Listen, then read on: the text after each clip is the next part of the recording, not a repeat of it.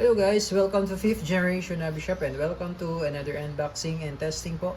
Shoutout kay Sir Rosie TR50L unboxing and testing with the laser TR50L tactical revolver. TR stands for tactical revolver caliber 50 with the laser Gen 2 fiber optic sight front and rear. Kitang-kita, klaro. Meron siyang rail, under rail for flashlight. Meron din siyang rail para sa red dot optic or accessory scope. Yan. 6 rounder capacity magazine po. Caliber 50. Okay, so meron tayo ditong available na bala. Meron tayong aluminum ball caliber 50. Meron din tayong solid rubber ball caliber 50 and solid plastic ball caliber 50. So yan po yung mga possible na bala nito. Meron siya kasama battery. Dito yung laser pala. So ito yung release. Push mo lang to. Yan yung release. Tapos dito lang lalagay yung battery niya. Ayan. So may kasama siyang tatlong battery. Ito naman po yung kanyang on and off. Ayan. Pupush mo lang siya.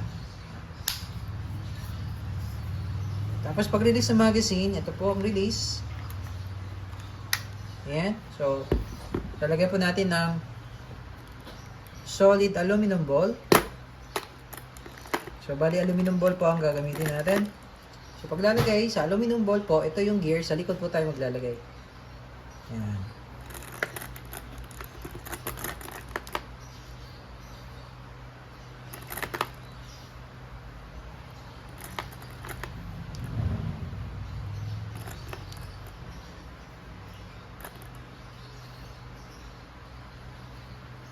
Okay, so yan po.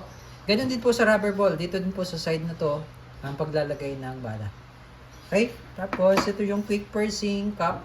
Ito yung pinapalo pagka gusto nyo nang gamitin or activate ang CO2. Ito naman yung pressure indicator pin. Nakalubog po yan pag walang pressure. Pagka may pressure, aangat po siya. Okay? So, ang kagandahan nitong ating unit dahil kapag naka-standby lang siya, hindi magagamit yung CO2. Hanggat hindi nyo po inactivate or pinapalo yung quick pursing. Yan. So, pag ginigpitan kong ganyan, hanggat hindi ko po pinapalo yan, hindi po yan mabubutas o ma-consume. Ayan po. Okay, so naka-standby lang siya dyan. Pagka kailangan nyo pong gamitin, nakalagay lang siya sa case, kunwari nakalagay sa case, tapos pag kailangan nyo nang gamitin, push lang, okay? So, load natin yung bala. Yan. Ito yung gear, pag ganyan po pasok, lock, then iikot nyo po isang beses. Yan, pag nag-stop, okay na yun, para mag-reset po. So, ito papaluin nyo lang po pagka kailangan nang gamitin. Then, aangat yung pressure indicator pin. Okay, aangat siya. Then, you're ready to fire. Ngayon, pagka activated na po yung CO2, ibig sabihin, burst na siya, butas na, kailangan po i-consume nyo po, kailangan pong iputok na. Huwag nyo siyang i-stack dito na mayroong pressure. Okay? Masama po yun sa unit natin. Okay, then testing po. Susubukan po natin dito sa lata ng sardinas. Ayan. 555.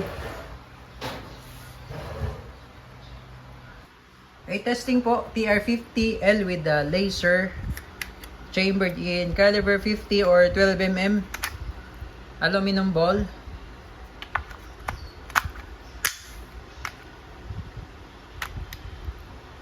Okay, so yun po yung ating target. Ang layo po niyan, distance po nasa 3 meters. And firing. So, kita nyo po. Tumagos po yung bala, oh. Yung aluminum ball. Ayan po, tumagos. 3 meters distance po. Tumagos yung aluminum ball sa lata ng sardinas. Ayan, laki, oh.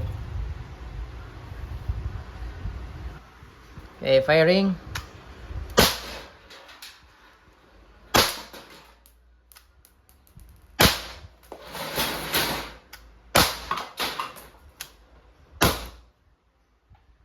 Okay, so kita nyo naman kung gaano kalakas.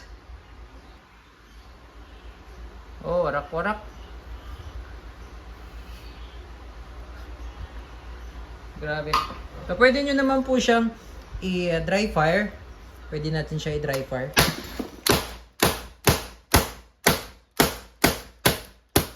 Hanggat sa maubos po yung laman, yung hangin. Then, that's the time na pwede nyo siyang i-release na.